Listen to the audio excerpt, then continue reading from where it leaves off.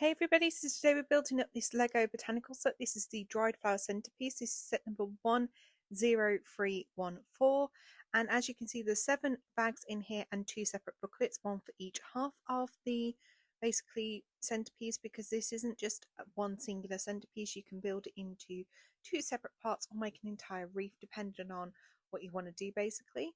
So this is me building up bag number 1, and the first thing you build basically within the set is the first half of the base, which looks like this, which is really nice. And when you flip it on the other side, there is ways you can hang this as well, so it's not just like a table centerpiece. You can put this on the wall if you want, or any other way.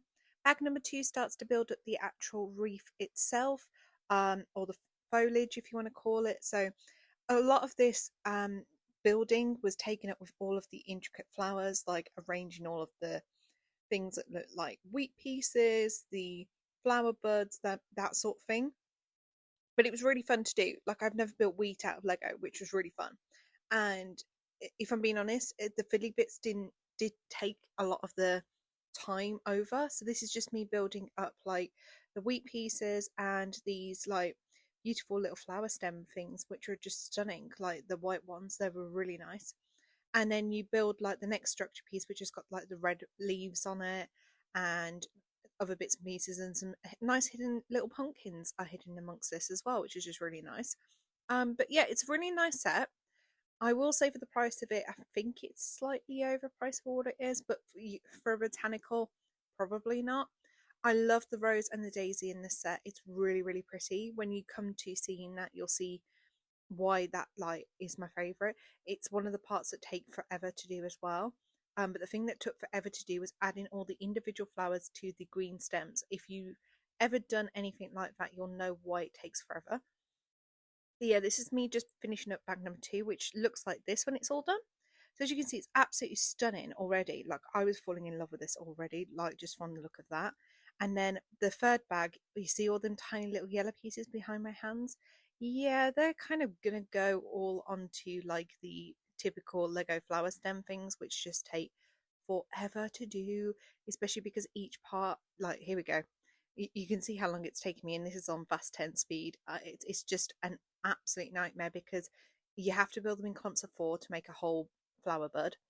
There are at least 2 on each side, so that's like, and it's 25 pieces, I think, on each one. So, you're talking 50 pieces per side, 100 pieces, of Lego to assemble there just alone. And it's just a little bit of a nightmare and a bit fiddly and a bit time consuming. But having said that, it is still fun. Like, when you've finished it, like, it was totally worth doing that. The other thing that takes so long as well is obviously the daisy. We all know that that takes forever. We know that from the sunflower, it takes forever to get that like in the right position, and all of the the petals on the daisy as well. Like, that takes forever, which is what the final part of this bag number 3 is, which is just, yeah. There you go. There's me going. 22 petals in total that you have to make up. So if you've got no patience for it, this is definitely not the one for you, because there's so many intricate pieces. I will say this will be really fun to build if you've got 2 people, maybe even 3, because some of you could be building one half, some of you could build the bigger flowers.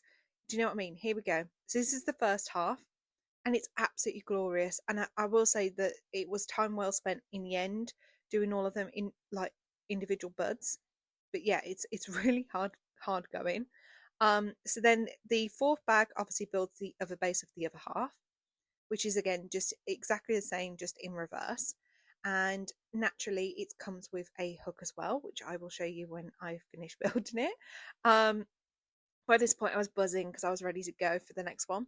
So this is the hook on the other side, so you can see you can either hook it individually or together as well. And then basically this is the start of it. So the start of it is pretty much the same as the other side, because if you noticed on the box, it's entirely the same base, which is kind of good because you know what you're doing by that point.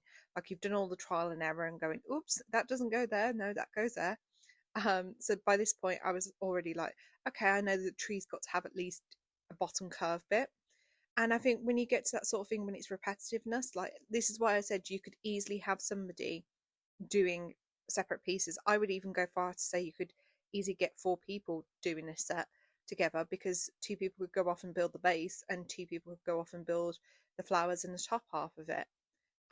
Which, you know, if like, I really do think that this would be a nice one to build with multiple people. There's 2 separate buckets for a reason. um that being said, this was just extremely nice to very mindless, because by the time you've done one, you've kind of gotten used to what you've got to do for the second one, which is really helpful when you do mess up, because then you're like, oh wait, that is supposed to go there, which is what I did. I accidentally messed up right near the end, and I was like, why have I got an extra flower piece and stalk piece? And then I realised. So this is the basically bag number 5. So as you can see, exactly the same as the other half. And then this is where the difference comes in. So the first thing we do is build that little block thing that kind of sits on top. So there are 3 distinct layers in this foliage centerpiece. There's the base layer, which all of that bit gets put on. There's a layer we've just done, which is kind of like the second layer. And then this layer is like the top layer. The next thing we do is build all the buds again, which I'm skipping filming because you've already seen it once. And then what we do is we then build the other accessory pieces, so like them little orange buds and them little orange flowers. And then we build the rose, which was really quite nice to do. I haven't built roses since building the bouquet of roses, and this was really nice. I think this colour is really pretty, and I think I might order some parts off Bricklink and make an actual rose with a stem. So I've got some nice orange roses, like these peach roses for autumn.